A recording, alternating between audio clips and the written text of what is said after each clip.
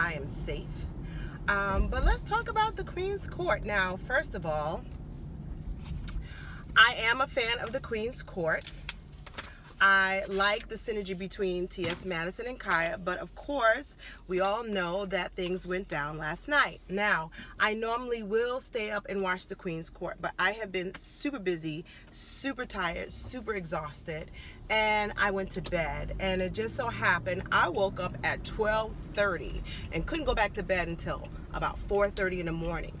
So I woke up at 12:30, and that is when I saw, forgive the light, that is when I saw the aftermath of what had happened with the Queen's Court. Now, I knew that it was going to go off, so I was just going to hit the replay, but there really wasn't a replay. And so I had watched several of my YouTubers. You know, I watched Proper Lady, Cemented, and I watched some other people that had gone on talking about the Queen's Court, and wow, it was really hard to watch. I watched, even Lovely T had went on and talked about the Queen's Court, and I watched For the Love of Juice, who I absolutely love. She is so, she always gives it up. And so I did have some, it was really sad. It was really sad. So here is what I have to say about it. I'm not here to talk badly about anyone, because the truth of the matter is that if you are a performer, I mean, I'm going to have some constructive criticism, but if you are a performer, an entertainer, anyone who has dealt on the small screen, on the big screen, dealt live, dealt radio, one thing you know for sure, and even if you are a fellow YouTuber, one thing you know for sure is that live is hard. Live is hard to do. And I think for those people who aren't out doing live, whether it's theater, performing, stand-up, when you are live, it is a whole other animal than when you are recording. And I think there were a lot of moving parts that went down, that it was almost like watching when you go out on a double date and you watch another couple argue, and you find, you know, you are kind of a voyeur in the midst of something that went on during the ride of the car. Like, you're sitting down at dinner and then things just start to pop off, which shouldn't have really been a big issue, but obviously some things had gone down between them getting dressed for the dinner and the drive to the restaurant, and now you've got a front seat watching things unfold. And that is what we were seeing, because Monique had her Periscope going on, and you know, I saw some of the comments about Monique in the Periscope, and I actually didn't have a problem with Monique with her Periscope. The truth of the matter is that Monique has her own following of people, and she's always on Periscope. So, you know, whether she's doing an interview or she's doing her podcast, she's gonna have Periscope. I think the problem is that Monique was giving us live feed of what was going on that Kaya and T.S. Madison could not hide. And I think that was part of the frustration that Kaya was having, that not only there was technical difficulties, maybe she had some things going on personally and professionally going on that led up to Monday night's taping, but that she knew that Monique was also on Periscope, and she was letting it roll, and you could not hide, you know, your slit was showing. You couldn't hide what was going on, which was you guys weren't on the same page. And, you know, for lack of a better word, Kaya was giving me some Lauryn Hill tease with this, my chakras aren't, you know, feeling it, and the energy's all, you know, all wrong. You know, you're supposed to be a professional. You know, you talk about being an independent artist and having 20 years in the game. You know, this should not have really ruffled your feathers so much, but it obviously did. And it's unfortunate because Monique was a big fish for you guys.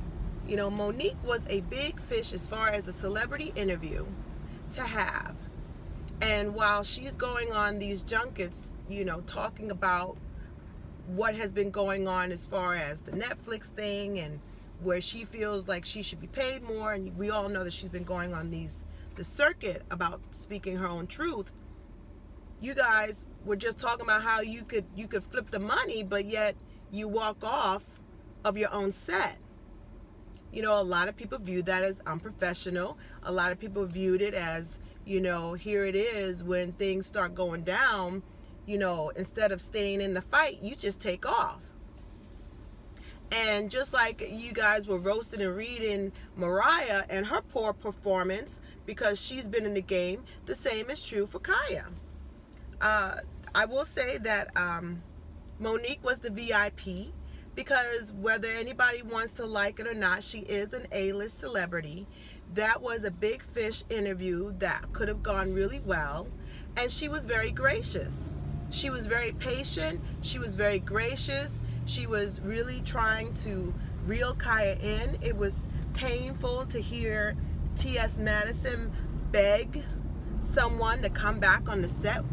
And it also, like I said, when we talk about cracks in the foundation, and I'm only speculating, you know, who has the bigger vested interest in the whole thing? And, you know, maybe Kaya was trying to walk off because she didn't want to pop off on T.S. Madison. I don't know. Again, it's speculation. But there was something brewing before the technical issues. Now, I will say this. Anybody who has dealt with YouTube Live, Google Hangout, you know, any time on that, we all know that the probability for technical difficulties can arise. And we all know that T.S. Madison has taken the show from the lovely chateau down to the basement with the set and all that. And as a fan of the show, and T.S. Madison has her followers, Kaya has her followers, we are rooting for the show to be a hit. And they've been boasting and really trying to put it out there that they're trying to take it to the next level. And how can that be when you walk off your set? You know, Wendy Williams is not going to walk off her set no matter how she's feeling, because one, she's the talent, and it is her show, it is her brand, and that she has not only people who are working for her right then and there on the set, but she also has sponsors to answer to. So you can't just walk off the set. And just like we all talk badly about celebrities that walk off of a performance or stop, you know, the same went for last night. But I'm not surprised, because I remember watching one of the earlier episodes of The Queen's Court, and she was talking about a DJ who, you know, she had done some kind of performance over the weekend, and she was talking about how the guy didn't have his stuff right and all this stuff, and it wasn't right. So she has had the propensity of not doing, you know, a show or talking badly about if things aren't right. But there's a difference when you go to a venue and you are expecting certain things to be done, and it's another thing when it's your stuff.